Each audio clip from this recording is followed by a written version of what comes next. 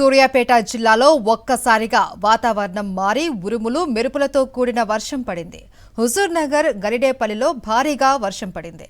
ఇక రోడ్లపై వర్షపు నీరు నిలిచిపోయింది. కొన్ని చోట్ల ఈదురుగాలులకు చెట్లు, విద్యుత్ స్తంభాలు కూలిపోయాయి. అయితే ఇన్ని రోజులు ఎండలతో ఉక్కిరిబిక్కిరైన ప్రజలు వర్షం పడటంతో ఉపశమనం పొందుతున్నారు.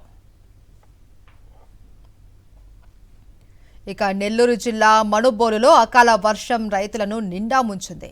అకస్మాత్తుగా కురిసిన భారీ వర్షానికి కొనుగోలు కేంద్రాలలో ధాన్యం తడిసి ముత్తైంది. ఆరుగాలం కష్టపడి పండించిన పంట నీటిపాలు కావడంతో అన్నదాతలు తీవ్ర ఆందోళన వ్యక్తం చేస్తున్నారు. ధాన్యం కొనేవారు లేకపోవడంతో ఇన్ని రోజులు ఎదురు చూశాము అని, తీరా వర్షం పడటంతో ధాన్యం మొత్తం తడిసిపోయింది అని ఆవేదనకు గురవుతున్నారు. వెంటనే ప్రభుత్వం స్పందించి తడిసిన ధాన్యాన్ని మద్దతు ధరకు కొనుగోలు చేయాలి అని అన్నదాతలు కోరుతున్నారు. నాగర్ కర్నూలు జిల్లా బిజినేపల్లిలో భారీ వర్షం పడింది. కొనుగోలు కేంద్రాలలో ఆరబోసిన ధాన్యం తడిసి ముత్తైంది. వేల క్వింటాళ్ల మొక్కజొన్న పంట తడిసిపోయింది. చేతికొచ్చిన పంట దెబ్బతిండంతో రైతులు కంటతడి పెడుతున్నారు. తడిసిన ధాన్యం కొనుగోలు చేసేందుకు వ్యాపారులు ముందుకు రావడం లేదు అని రైతులు వాపోయారు. ప్రభుత్వమే తడిసిన ధాన్యం కొనుగోలు చేయాలి అని వారంతా డిమాండ్ చేస్తున్నారు.